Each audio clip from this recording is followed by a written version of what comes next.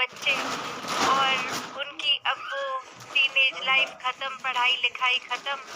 और उनके घर में पेरेंट्स ने ये सोचा कि इनको जिम्मेवार बनाया जाए,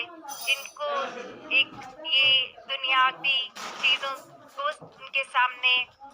असली रूप में लाएं कि कैसे एक मेहनत करके ही जीवन चल सकता है। एक सिल्वर प्लेट में सिल्वर स्पून से खाकर नहीं कोई जीवन आगे बढ़ सकता है। तो उसके लिए वो एक बात उन्होंने बच्चों को समझाई कि इस तरह घर से कुछ समय के लिए जाओ, इंडिपेंडेंट होके इस जीवन में कैसे एक मेहनत करके पैसे कमाए जाते हैं, ये देखो, ये सीखो। और वहीं दोनों बच्चे फिर एक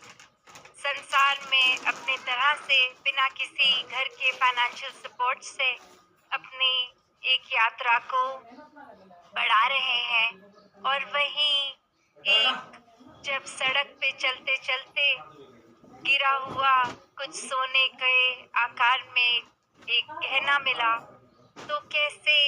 जो भाई था उसको लगा कि ये कहीं मेरी बहन को अगर नजर आ गया, उसको सुंदर लगेगा, वो शायद ले ले, और ये तो सोने का है। वो फिर मन में बात वही कि हमारी मेहनत का तो है नहीं, तो हमें अपनी जर्नी पे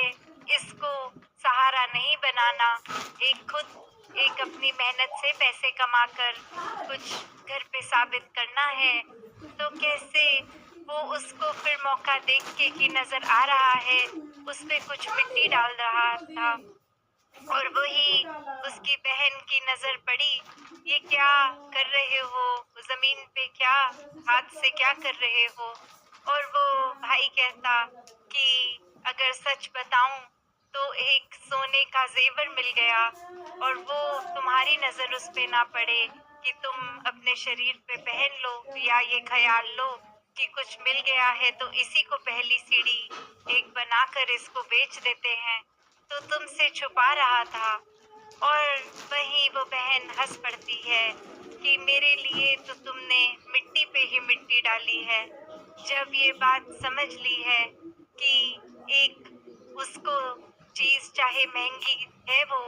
पर जब हमारा ये लक्ष्य ही नहीं कि किसी चीज के साधन को अगर वो खुद मिल रहा है तो उससे अपने जीवन की एक सीढ़ी चढ़नी है, पर माता पिता ने ये उद्देश्य दिया था